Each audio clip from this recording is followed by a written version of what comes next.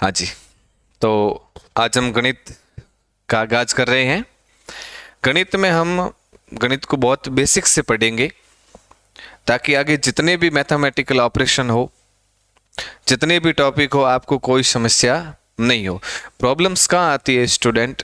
Problem वहाँ आती है कि हमारा बेसिक थोड़ा सा कमजोर होता है। इसलिए हम आगे जिन टॉपिकों से हमारी मुलाकात होगी, टकराव होगा ना, थोड़ी दिक्कतें आती है, लेकिन अब आपको कोई भी दिक्कत कभी नहीं आएगी अगर आप मन लगा के ध्यान से पढ़ेंगे। तो गणित में हम शुरू कर रहे हैं संख्या पद्धति। क्या शुरू कर रहे हैं? संख्या पद्धति, नंबर सिस्टम। क्या शुरू कर रहे हैं? नंबर सिस्टम, संख्या पद्धति। सबसे पहले हम बात करेंगे प्राकृत संख्या के बारे में। बेसिकली आप सभी जानते हैं प्राकृत संख्या के बारे में कि प्राकृत संख्या किसे कहते हैं? Natural number. तो वे संख्याएं जो कहां से शुरू होती हो? एक से प्रारंभ होने वाली। कहां से प्रारंभ होने वाली? एक से प्रारंभ होने वाली संख्या। एक से प्रारंभ होने वाली संख्या कहां तक चलती है सर? अनंत तक चलती है। तो प्राकृत संख्याओं को हम रिप्रेजेंट किससे करते हैं? हम प्राकृत संख्याओं को रिप्रेजेंट करते हैं एन से। एन क्या है? Natural number. तो इसको अगर रिप्रेजेंट करें तो 1 2 3 4 और कहां तक? अनंत तक। सर अनंत क्या है, इसके बारे में भी हम बात करेंगे। अनंत का मतलब होता है मैंने एक कोई नंबर लिख दिया, क्या वो अंतिम अंक है या अंतिम एक अंक है या कोई अंतिम संख्या है इस दुनिया की? उससे आगे कोई संख्या नहीं लिखी जा सकती? बिल्कुल लिखी जा सकती है। मैं 5 अंकों की, 10 अंकों की, 15 अंकों की कितनी भी बड़ी संख्या लिख दूं, क्या उसके बाद कोई संख्या नहीं लिखने की गुंजाइश रहती है? नहीं, तनिक भी नहीं रहती। आप उसके बाद भी एक संख्या लिख सकते हो। तो अनंत का मतलब यह होता है कि कोई भी संख्या लिखने के बाद एक और संख्या लिखी जा सके, ये क्या कहलाता है? अनंत। अच्छा, एक से प्रारंभ होने वाली संख्या प्राकृत संख्या कहलाती है, एक से लेके अनंत तक चलती है। और मेन जो मुख्य बात यह है वो याद रखने की कि वे संख्याएं जो प्राकृत नहीं है, वे संख्याएं जो प्राकृत नहीं है, प्राकृत नहीं है, कौन कौन सी है? एक तो देखो ऋणात्मक, माइनस की जितनी भी संख्याएं होती है वो कभी भी प्राकृत नहीं होती। दूसरी सर शून्य, जीरो, जीरो कभी भी आपके प्राकृत नहीं होता। तीसरी बात भिन्न, भिन्न कभी भी प्राकृत नहीं है।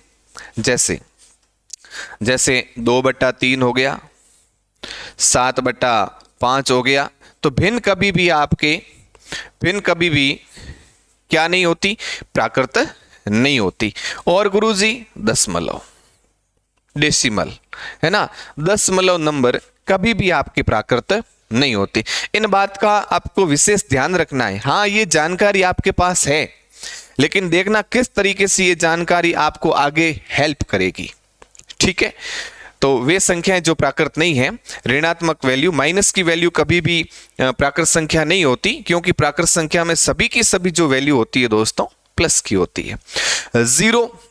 जीरो इसमें है नहीं, क्योंकि प्राकृत संख्या शुरू ही 1 से होती है। भिन्न कभी भी प्राकृत नहीं होती और दशमलव कभी भी प्राकृत नहीं होते। ये बेसिक सी जानकारी किसके बारे में? प्राकृत संख्या के बारे में। अब देखना थोड़ा सा आगे, आप चाहें तो इसका स्क्रीनशॉट ले सकते हैं ताकि आपको कोई दिक्कत ना हो, आप नोट्स बनाएं अच्छे से। अब देखिए, अब एक फॉर्मूला 1 से n तक, 1 से n तक प्राकृत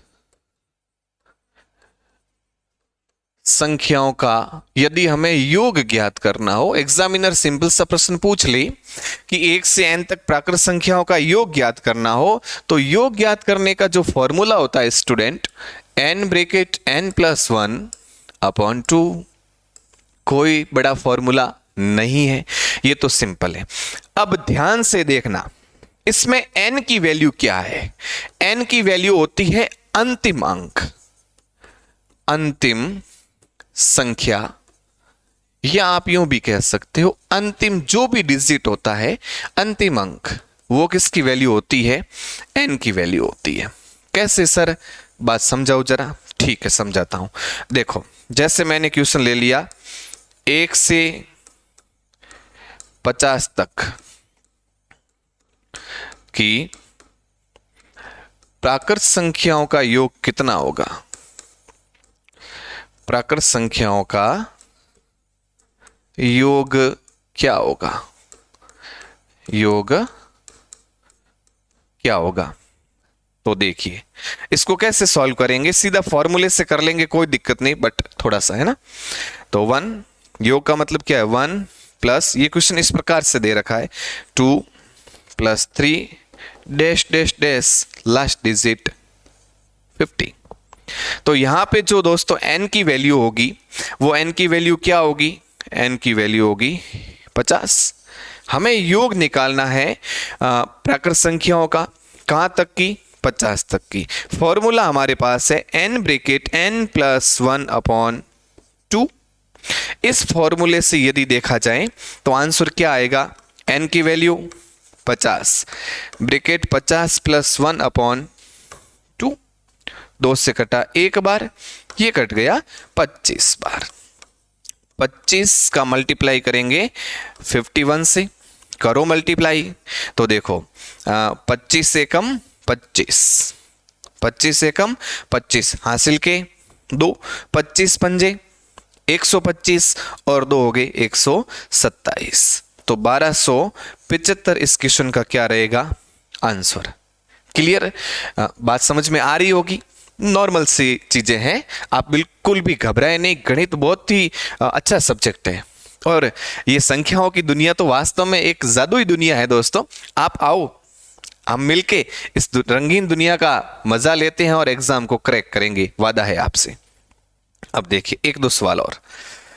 जैसे क्वेश्चन आ गया 1 से 100 तक, 1 से 100 तक की प्राकृत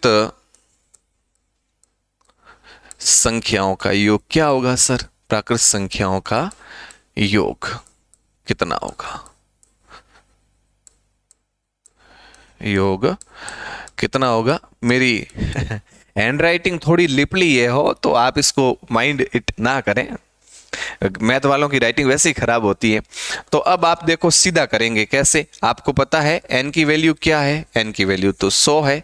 हमें योग निकालना है 100, और 100 में 1 जोड़ो, 101 डिवाइड बाई 2, 2 से कटा 1 बार, ये कट गया 50 बार।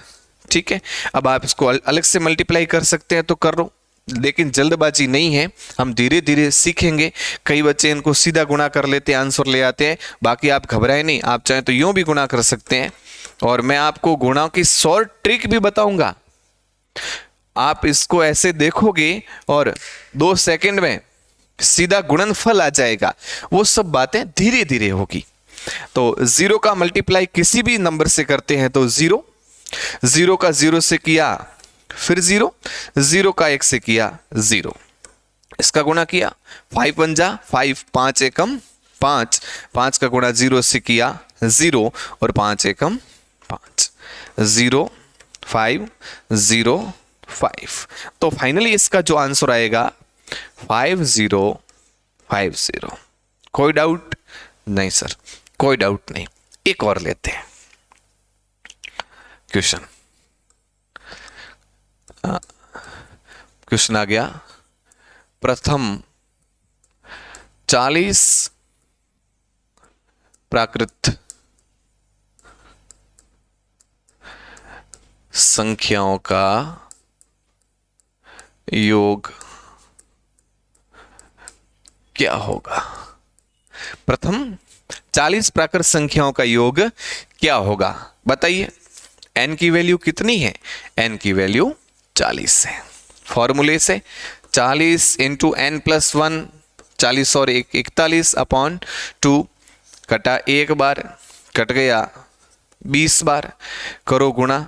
अब देखो ऐसे गुणा आप सीधे कर सकते हैं, ये 0 का 0 और इस 41 का गुणा 2 से करो। 41 का डबल कितना होता है? 82, तो आंसर आ जाएगा 820। कोई दिक्कत नहीं है, सिंपल सी बात है, ठीक है। हाँ, तो अब कुछ बातें समझ में आ रही होगी, है ना। चलो अब देखना, इसी में कुछ डिफरेंट क्वेश्चन पर एग्जामिनर आपसे पूछे तो क्या पूछेगा। जैसे जैसे क्वेश्चन आ गया 1 + 2 + 3 डैश डैश डैश 79 + 80 + 79 + 78 + 3 + 2 + 1। ये भी इसी पैटर्न का है, लेकिन एग्जामिनर आपकी आईक्यू लेवल चेक करना चाहता है, आपको कहीं ना कहीं ये कंफ्यूज कर रहा है, लेकिन कंफ्यूज नहीं होना है। तो सर इसको सॉल्व कैसे करेंगे? देखो घबराने की कोई बात नहीं। पहले आप क्या करेंगे, 1 से 80 तक की जोड़ निकालें। फिर आप क्या करें, 1 से 79 179 की अलग करें। मतलब यहां से तो करेंगे हम 1 से 80 तक, क्लियर। प्लस यहां हम करेंगे 1 से 79 तक। बिल्कुल सिंपल है, कोई दिक्कत नहीं है। तो देखो n की वैल्यू कितनी? 80।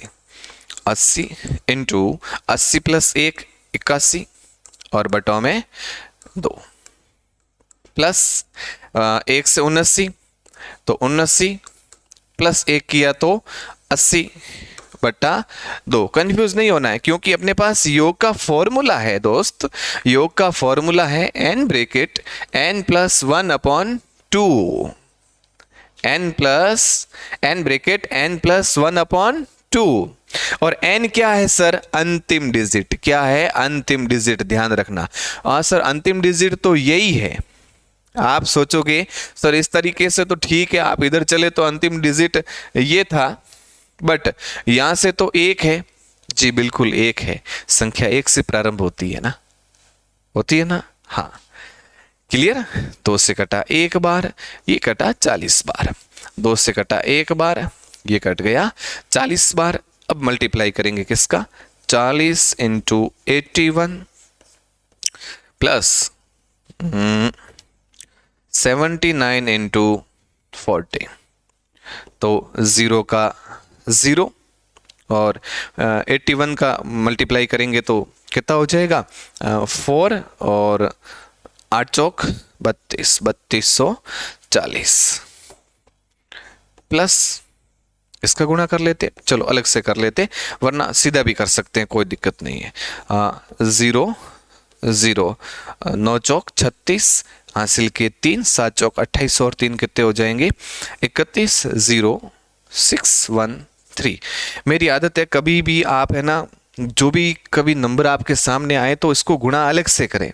एक तो आपका माइंड कंसंट्रेट रहेगा, दूसरी बात आंसर में बड़ी क्लियरिटी रहेगी।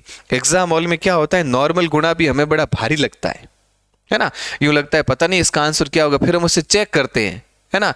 आ जाए 4 इंटू 5, हाँ 20 होता है, लेकिन फिर भी रफ पेज पे करते हैं, क्या पता। एग्जाम हॉल ऐसी चीज है। 3160, इसको अगर जोड़ा जाए तो 0 4 और 6 10, हासिल की 1 2 और 1 3, 3 और 1 4 और 3 और 3 कितने हो जाएंगे आपके? 6 हो जाएंगे। तो इसका आंसर आ जाएगा दोस्तों 6400, 6400। बड़ा अच्छा क्वेश्चन है, बहुत ही बेहतरीन क्वेश्चन है, बहुत ही बेहतरीन क्वेश्चन, बहुत ही बेहतरीन क्वेश्चन।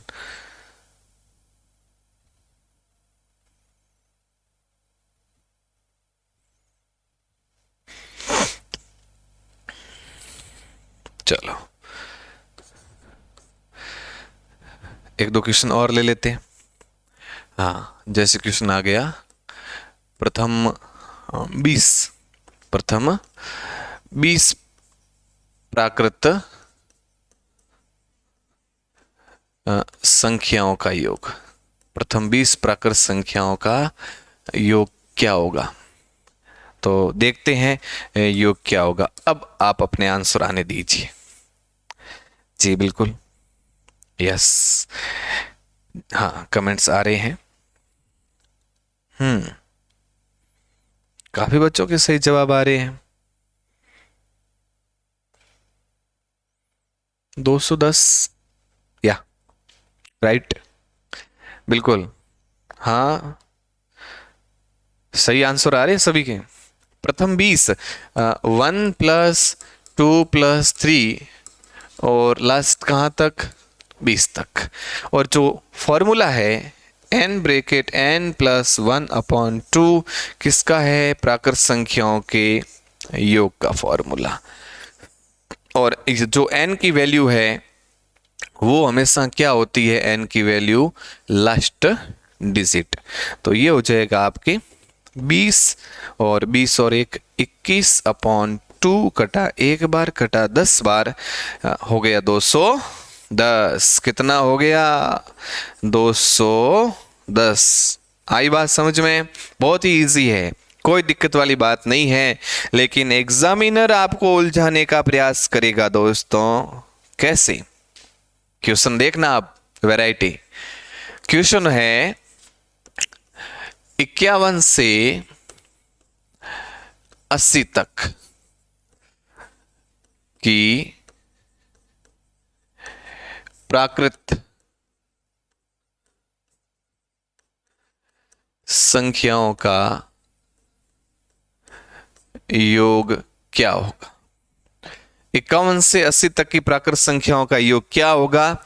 यहां पे हम सीधा देखेंगे कि 80 है, मतलब n का मान 80 है, 80 रखो, 80 × 81/2, 2 से 80 कटा 40 बार, 40 का गुणा करेंगे तो हो जाएगा लगभग 8 चौक 32 हो गए, और 3200 प्लस कुछ आ जाएगा, है ना, अभी जो हमने किया है 3240। लेकिन जरा ध्यान से समझना फॉर्मूला क्या कहता है, देखना मैं वापस आपको ले जाना चाहूंगा। फॉर्मूला कहता है 1 से n तक। कहां से, 1 से n तक। इसका मतलब ये हुआ दोस्तों, ये फॉर्मूला तब लगता जब होता 1 + 2 + 3 और लास्ट डिजिट क्या होता 80। लेकिन इसने बीच में से उठा लिया है ना, तो कैसे करेंगे। अब यदि आप सीधा n की वैल्यू 80 रखेंगे कोई दिक्कत नहीं, लेकिन दिक्कत तब होगी जब आंसर आएगा। यदि आप यहाँ पे वैल्यू 80 रखते हैं और 80 + 1 करके इसको 2 से डिवाइड करेंगे, तो इसका मतलब ये हुआ ना कि जोड़ कहाँ से हो रही है, जोड़ 1 से 80 तक हो रही है। फॉर्मूला तो यही था, देखना प्रथम 20 प्राकृत संख्या, तो हम अंतिम मान ले रहे हैं, इसका मतलब जो जोड़ है ना वो यहां से यहां तक हो रही है। ठीक उसी प्रकार 1 से 80 तक होगी, लेकिन ये गरीब एग्जामिनर कह रहा है हमें 51 से 80 तक ही चाहिए। तो कैसे निकालेंगे, अगर 51 से 80 तक चाहिए तो उसका योग निकालने के लिए थोड़ा सा हमें सोचना पड़ेगा। सर कैसे सोचे जरा बताना। देखो आप यूं करना, जैसे 1 + 2 + 3 कहां तक, ये 50 + 51 प्लस कहां आ जाएगा 80 तक। अब हम क्या करेंगे देखना, अब हम ये बात करेंगे कि यहां से लेके यहां तक, यहां से लेके यहां तक, पहले तो मैं पूरी वैल्यू निकालूंगा 1 से लेके 80 तक। कहां तक, 1 से 80 तक। उसमें से मैं क्या करूंगा, ध्यान से देखना, बहुत ही इंपॉर्टेंट क्वेश्चन है, बहुत ही इंपॉर्टेंट। आपको चीजें आ रही है फिर भी आप गलत ना करें, इसलिए देखना बहुत बेसिक से उठाया है। पहले आप 1 से 80 तक योग निकालें। ठीक है सर, हमने 1 से 80 तक निकाल दिया। फिर गुरुजी, फिर आप यूं करो, फिर 1 से 50 तक ये माइनस कर दो। 1 से 50 तक, अच्छा माइनस करना है, हाँ 1 से 50 तक योग को क्या करना है, माइनस करना है। और जब हम इससे माइनस करेंगे, देखिएगा आप, ये देखो ये देखो ये देखो ये देखो, कहां से? ये पॉइंट नहीं है हो, यूं मत सोचना कि सर थोड़ा सा पॉइंट है क्या। अब देखिए पीछे क्या रह गया, 51 से 80। अब वही फॉर्मूला लगेगा, फॉर्मूला वही लगेगा, लेकिन आंसर ऐसे आएगा ऐसे प्रश्नों का। जरा ध्यान से देखना कैसे सर, समझाओ तो। देखो 80 इंटू 80 प्लस 1 81/2 माइनस 1 से 50 तक 50 इंटू 50 और 1 51/2। फॉर्मूला तो पता है, 2 से कटा 1 बार, ये कटा 40 बार, करो गुणा तो ये हो गया 0, 4 एकम 4 और 3240 माइनस कटा 1 बार, कट गया 25 बार, 25 एकम 25 हासिल के 2, 25 पंजे 125 और 2 हो जाएंगे 127। माइनस करो, देखो करो माइनस, 0 में से 5 जाता नहीं, 0 में से 5 जाता नहीं तो एक उधार ले लो, कितने हो जाएंगे 10, 10 में से 5 गए, पीछे रह गए 5। अब यहाँ पे संख्या कितनी बच गई 3, 3 में से 7 जाते नहीं तो एक उधार लिया, कितने हो गए 13, 13 में से 7 गए, पीछे रह गए 6। अब यहाँ पे संख्या कितनी हो गई, यहाँ पे हो गया 1, 1 में से 2 जाता नहीं तो एक उधार लिया 11, 11 में से 2 गए, पीछे रह गए 9, यहाँ पे रह गए 2, 2 में से 1 गया, पीछे रह गया 1। तो इसका जो आंसर आएगा दोस्तों 1965 आएगा। क्या आएगा 1965। बहुत ही बढ़िया आंसर है, बहुत ही अच्छा आंसर है। ठीक है, तो इसका आप विशेष क्या रखेंगे, ध्यान रखेंगे। इसका आप विशेष क्या रखेंगे, ध्यान। आप स्क्रीनशॉट ले लें।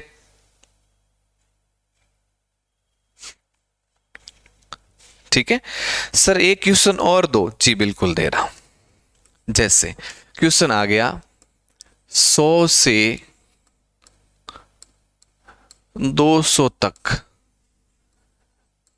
की प्राकृत संख्याओं का, प्राकृत संख्याओं का क्या निकालना है, हमें क्या निकालना है, योग निकालना है। कैसे निकालेंगे, देखो अब हम n की वैल्यू सीधे अगर 200 रखें और 200 का गुणा 201 से करें बटे 2 डिवाइड बाई, तो ये 100 बार और आंसर आ जाएगा 20100। लेकिन ये गलत होगा। क्यों होगा, क्योंकि यहां हमने जो जोड़ की है ना वो 1 से लेके 200 तक कर दी, लेकिन ये तो कह रहा है 100 से 200, तो इस दरमियान फॉर्मूला ऐसे नहीं लगेगा। पहले आपको क्या करना है, देखो सीधा फॉर्मूला लगाओगे दोस्तों, तो ये जो योग है वो 1 से लेके 200 तक होगा। तो इस दरमियान वही कि पहले आप 1 से 200 तक निकालें, 1 से 200 तक निकालें। यहां पे हो गया 100, यहां पे क्या हो गया 99। अब 100 से चाहिए तो ये माइनस कर दो, यहां से यहां तक माइनस करेंगे 1 से 99 तक। तो ठीक है, देखो n की वैल्यू 200 और 200 प्लस 1 201 डिवाइड बाई 2, माइनस करेंगे 99, 99 प्लस 1 कितने हो जाएंगे 100/2। ठीक है, 2 से कटा 1 बार, ये कट गया 100 बार, तो ये हो जाएगा 20100 माइनस कटा 1 बार, कटा 50 बार, ये 0, 9 पंजे 45 हासिल की 4, 9 पंजे 45 और 4 कितने हो जाएंगे 49। करो इसमें से माइनस, तो देखो 20100। आप ही मत सोचना कि मास्टर को आ नहीं रहा इसलिए ये माइनस कर रहा, नहीं, मैं एकदम 0 से लेके चल रहा हूँ। और हमेशा व्यक्ति को ऐसे ही काम करना चाहिए, भले ही आपके 5 मिनट ज़्यादा लगे, लेकिन क्वालिटी होती है ना। ठीक है, चलो माइनस करेंगे 0594, करो माइनस 0। हाँ, 0 में से 5 जाते नहीं तो 10 में से 5 गए, पीछे कितने रह गए 5 रह गए। अब यहाँ पे 10 में से 9 गए, पीछे रह गया 1। ठीक है, और यहाँ पे 19 में से पीछे रह गए आपके 15। आप अगर वेरीफाई करना चाहें तो इस सूत्र को वेरीफाई भी कर सकते हैं। 0594 वापस ऐड करो, क्या यही आंसर आता है कि नहीं आता?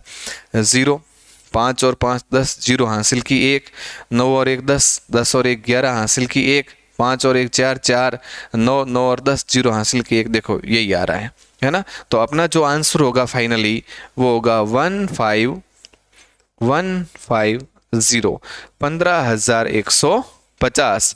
और सीधे करते तो कितना आता? सीधे करते तो आंसर आता 20,100।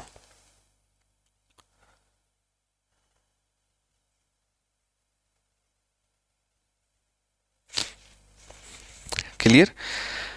अब देखना, अब हम बात करेंगे प्राकृत संख्याओं की विशेषताएं।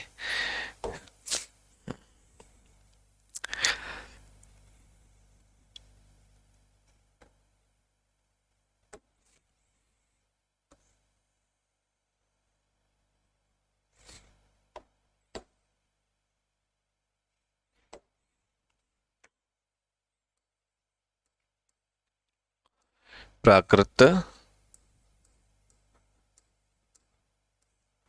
संख्या की विशेषताएं। क्या क्या प्राकृत संख्या की विशेषताएं हैं? देखना, नंबर 1, प्राकृत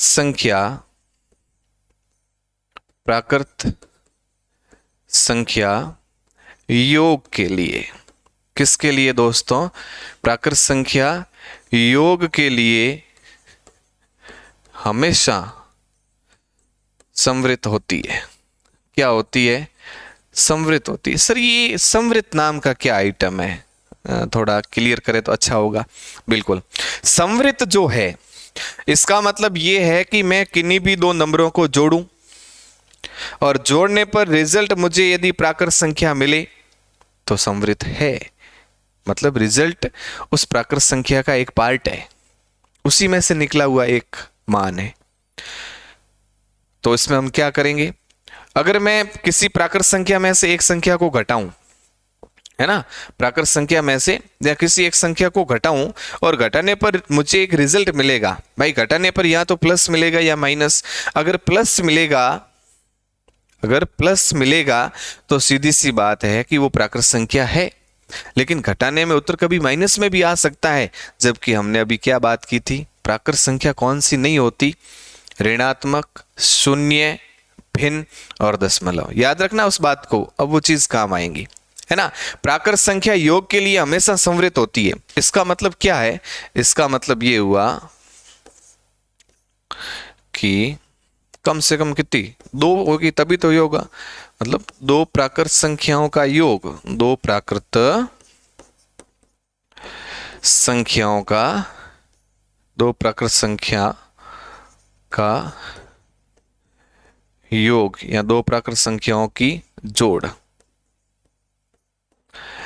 हमेशा प्राकृत संख्या आएगी। हमेशा प्राकृत संख्या होती है, हमेशा प्राकृत संख्या होती है। ये सिंपल लैंग्वेज है ना। इसका मतलब ये हुआ, जैसे सर एग्जाम्पल दो। एग्जाम्पल, जी बिल्कुल, देखिएगा ये रहा एग्जाम्पल में जैसे हमने 3 में कितने जोड़ दिए? 2। आंसर क्या आया? 5। ठीक है। यदि मैं 6 में जोड़ दूं, चलो 1 जोड़ दिया तो आंसर कितना आया? 7। देखिएगा ये जो रिजल्ट आया है, 3 में जब मैंने 2 जोड़े तो रिजल्ट कितना आया? 5। अब 5 प्लस के नंबर है कि माइनस के? हाँ गुरुजी, जिसके आगे कोई चिन्ह नहीं होता वो ऑलरेडी नंबर प्लस का होता है। तो ये कौन सी संख्या है? प्राकृत संख्या। कौन सी संख्या है? प्राकृत। 7 भी क्या है? प्राकृत संख्या है। इसका मतलब एक बात तय है कि जब आप दो प्राकृत संख्याओं को जोड़ेंगे, ये भी प्लस की वैल्यू, ये भी प्लस की वैल्यू, तो उसकी जोड़ भी हमेशा आएगी। वो मान किसका आएगा? प्लस का आएगा। और जब जोड़ने पर प्लस का आएगा और प्राकृत संख्या भी प्लस की है तो प्राकृत संख्या जोड़ के लिए हमेशा क्या होती है? संवृत होती है। इसका मतलब दो प्राकृत संख्याओं का योग हमेशा क्या होता है? प्राकृत संख्या होता है। क्लियर? नेक्स्ट देखिएगा, अगली बात क्या है? दूसरी बात, प्राकृत संख्या, थोड़ी राइटिंग अच्छी नहीं है मेरी तो इसको आप बिल्कुल दिल पे ना लें। प्राकृत संख्या व्यकलन के लिए, किसके लिए? व्यकलन। व्यकलन का मतलब होता है घटाव, घटाना। व्यकलन के लिए संवृत्त नहीं होती, संवृत्त नहीं होती। इसका मतलब क्या हुआ? इसका मतलब ये हुआ कि दो प्राकृत संख्याओं का घटाना, दो प्राकृत संख्याओं का घटाव हमेशा प्राकृत संख्या नहीं होता, हमेशा प्राकृत संख्या नहीं होता। कैसे समझना इस बात को ध्यान से हो, जैसे मैं एग्जांपल दे रहा हूं। जैसे एग्जांपल, चलो हमने 5 में से 3 घटाया तो आंसर कितना आया? 2। और 2 क्या है? 2 प्लस का नंबर है, और जितने भी प्लस के नंबर होते हैं वो किस में होते हैं? वो प्राकृत संख्या में है। गुरुजी ये तो प्राकृत संख्या है। बिल्कुल है दोस्त। नेक्स्ट, अब यदि मैं यहीं पर 3 में से 5 घटा दूं तो रिजल्ट क्या आएगा? -2। और जबकि हमने अभी पढ़ा है कौन सी संख्याएं प्राकृत नहीं होती, तो उसमें ऋणात्मक संख्याएं, माइनस की संख्याएं कभी भी प्राकृत नहीं होती। प्राकृत संख्या 1 से शुरू होकर अनंत तक चलती है, और उसमें सभी की सभी संख्याएं दोस्तों प्लस की होती है। तो यहां पे देखना, ये माइनस की आ गई, और हमने पहले पढ़ रखा है कि माइनस की संख्याएं कभी भी प्राकृत नहीं होती। इसका मतलब ये प्राकृत संख्या नहीं है, ये प्राकृत संख्या नहीं है। इसका मतलब इसका रिजल्ट जो आ रहा है वो रिजल्ट हमें प्राकृत संख्या में देखने को नहीं मिलेगा। जब नहीं मिलेगा तो संवृत्त नहीं है, मिलेगा तो संवृत्त है, लेकिन इसमें कभी मिलता है कभी नहीं मिलता है। इसलिए देखना, घटाव, व्यकलन, घटाव हमेशा के लिए दो प्राकृत संख्याओं का घटाव हमेशा प्राकृत संख्या नहीं होता, इसलिए वो संवृत्त नहीं होती। संवृत्त का नियम है, जो लगेगा वो पूरा पूरा आएगा तो प्लस में आएगा, प्लस में अगर नहीं आके एक मान भी यदि विपरीत चला जाता है तो वो संवृत्त नहीं होता है। क्लियर? अब नेक्स्ट देखिए, तीसरा कितने व्यकलन का हो गया। प्राकृत संख्या गुणा के लिए, गुणा के लिए संवृत्त होती है। प्राकृत संख्या गुणा के लिए दोस्तों संवृत्त होती है। इसका मतलब क्या हुआ? इसका मतलब यह हुआ कि प्राकृत संख्याओं का गुणा, किसका? प्राकृत संख्याओं का गुणा हमेशा प्राकृत संख्या होता है, हमेशा प्राकृत संख्या होता है।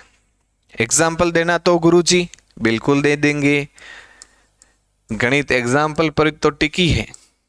जैसे देखना, जैसे लो सा 5 × 3 कितने हो गए? 15। 3 × 5 15। 2 × 4 कितने हो गए? 8। और ये तीनों के तीनों नंबर क्या है? प्राकृत संख्या है। क्या है दोस्तों? प्राकृत संख्या है। क्लियर? क्या है? प्राकृत संख्या है। इसका मतलब प्राकृत संख्या गुणा के लिए हमेशा संवृत्त होती है। नेक्स्ट देखिए, अब है भाग। क्या लगता है आपको भाग के लिए होगी? सोचिए, तनिक सोचिए। और वैसे आंसर तो मैं पहले ही दे चुका हूं। प्राकृत संख्या भाग के लिए संवृत्त, बिल्कुल आप सही सोच रहे हैं, नहीं होती, संवृत्त नहीं होती। इसका मतलब ये हो गया कि प्राकृत संख्याओं का भाग, प्राकृत संख्या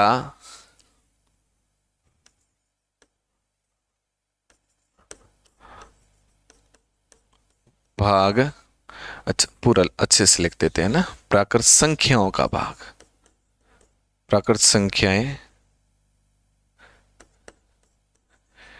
भाग के लिए हमेशा संवृत्त नहीं होती। कैसे सर? सुनना, जैसे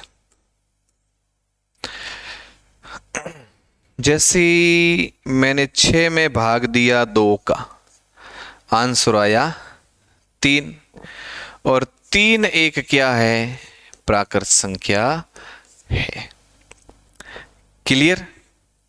ओके सर, बात समझ में आ गई। ठीक है, मैं 5 में भाग दे रहा हूं 2 का, तो आंसर कितना आएगा? 2.5, यही आएगा ना। और स्टार्टिंग में हमने पढ़ा था कि दशमलव प्राकृत संख्या में नहीं आता, और भिन्न भी, ये तो भिन्न का रूप है ना, फ्रैक्शन है, भिन्न का रूप है, और भिन्न का सॉल्यूशन किया, इसको सॉल्व किया, तब तो हमारे पास रिजल्ट आया 2.5। ये प्राकृत नंबर नहीं है भाई, ये प्राकृत संख्या नहीं है। इसका मतलब ये हुआ भाग के लिए संवृत्त नहीं होती। क्लियर? तो अब कौन कौन सी संख्याएं प्राकृत संख्या होती है? 1 से लेके अनंत तक चलती हो, 1 से प्रारंभ होती हो, जिसमें सभी के सभी पॉजिटिव नंबर हो, और कौन सी प्राकृत नहीं होती? 0, माइनस, दशमलव, भिन्न। क्लियर? अब देखना एक लास्ट, वो क्या है गुरुजी? देखो, प्राकृत संख्या, प्राकृत संख्या, प्राकृत संख्या अंतर के लिए, किसके लिए? प्राकृत संख्या अंतर के लिए संवृत्त नहीं होती। क्या नहीं होती? संवृत्त नहीं होती। देखिएगा कैसे, सुनना। इसका मतलब ये हुआ कि प्राकृत संख्या अंतर के लिए, या प्राकृत संख्याओं का अंतर संवृत्त नहीं होता, एक ही बात है, थोड़ा अंतर के लिए हमेशा संवृत्त नहीं होती। पहली बात, आपको एक बात ये समझना है कि घटाव क्या है, अंतर क्या है। इन दोनों में पर्याप्त डिफरेंट है। एक होता है अंतर, दूसरा होता है घटाव। जैसे मैंने लिखा 5 - 3 = 2, और 3 - 5 = -2, यही होता है। फोन एक बार, ठीक है। अंतर का मतलब ये होता है, अंतर का मतलब ये होता है कि जो बड़ी संख्या होती है दोस्त, बड़ी संख्या में से क्या घटानी होती है? छोटी संख्या। हमेशा ध्यान रखना, ये अंतर की खासियत होती है। जबकि घटाव में हम बड़ी में से छोटी घटा सकते हैं, तो रिजल्ट आएगा प्लस का, कभी आएगा माइनस का। इस बात का आपको विशेष रूप से क्या रखना है, ध्यान रखना है कि ये जो अंतर है, क्या है? अंतर। अंतर यानी खुशबू नहीं है हो, ये अंतर का मतलब एक डिफरेंस है। अंतर का मतलब है दोस्तों बड़ी संख्या माइनस छोटी संख्या। तो एक वैकलन में और अंतर में इतना डिफरेंस है, इस बात को आप विशेष रूप से क्या रखेंगे, याद रखेंगे। बस छोटा सा 5 मिनट का कंसेप्ट रहा है, किसका? प्राकृत संख्याओं का। क्लियर? अब सर आप एग्जाम्पल से समझाओ। लॉस है ना, देखना। जैसे हमारे पास दो संख्या है, एक होगी 6 और दूसरी होगी 2, तो मैं क्या घटाऊंगा? डेफिनेटली मैं 6 में से 2 घटाऊंगा तो आंसर क्या आएगा? 4। और 4 एक क्या है? 4 दोस्तों प्राकृत संख्या है। बिल्कुल है सर, 4 क्या है? प्राकृत संख्या। अच्छा, एक और एग्जाम्पल ले लो। ठीक है, मैंने एक ले लिया 8 और दूसरा ले लिया 5, तो मैं भले ही 5 और 8 लूं तो भी कोई दिक्कत नहीं, लेकिन जब मुझे अंतर निकालना है तो मैं हमेशा 8 में से माइनस करूंगा 5, तो रिजल्ट क्या आएगा? प्राकृत संख्या। लेकिन सर आपने तो ऊपर क्या लिखा है? आपने ऊपर लिखा है कि संवृत नहीं होती, मतलब हमेशा के लिए नहीं होती, लेकिन इन दो रिजल्ट से तो साफ दिख रहा है कि ये 4 आया, 3 आया, और कोई भी संख्या लेंगे तो सारे मान प्लस में आएंगे, बिल्कुल आएंगे। लेकिन प्यारे विद्यार्थियों, इस बात का ध्यान रखें। कैसे? समान संख्याओं का अंतर, समान संख्याओं का अंतर शून्य होता है। क्या होता है? शून्य होता है। गुरुजी कैसे? समझाना जरा, ध्यान दो बोर्ड पे, है ना। देखो, जैसे अगर मुझे कोई पूछ ले, फॉर एग्जाम्पल मुझे पूछ ले 8 व 8 का अंतर, तो 8 माइनस 8 है ना, 8 माइनस 8 रिजल्ट 0। और 0 क्या है? 0 0 बेरी है ना, वो बात नहीं है। ये 0 प्राकृत संख्या नहीं है। क्यों नहीं है? क्योंकि प्राकृत संख्या नहीं है दोस्तों। प्राकृत संख्या 1 से शुरू होती है, अनंत तक चलती है, प्लस नहीं होती। प्राकृत संख्या तो क्या होती है? अरे प्लस ही तो होती है। और जो नहीं होती है, क्या नहीं होती? माइनस, भिन्न, शून्य और डेसिमल, दशमलव। अब देखिएगा, हाँ आंसर प्लस में आएगा, संवृत होगी, लेकिन हमेशा के लिए संवृत नहीं होगी, क्योंकि जब समान संख्याएं दे देंगे तो समान संख्याओं का अंतर क्या होता है? शून्य। और शून्य आता है पूर्ण संख्याओं में। कहाँ आता है? पूर्ण संख्याओं में। अब देखिएगा क्या बाकी रहा। अब इसके बाद हम पढ़ेंगे प्राकृत संख्या के वर्गों का योग, प्राकृत संख्या के घनों का योग। बड़ा अद्भुत टॉपिक है ये। मिलते हैं अगले टॉपिक में। तो उम्मीद है कि आपको अच्छे से ये क्लियर हो गया होगा। Thank you so much.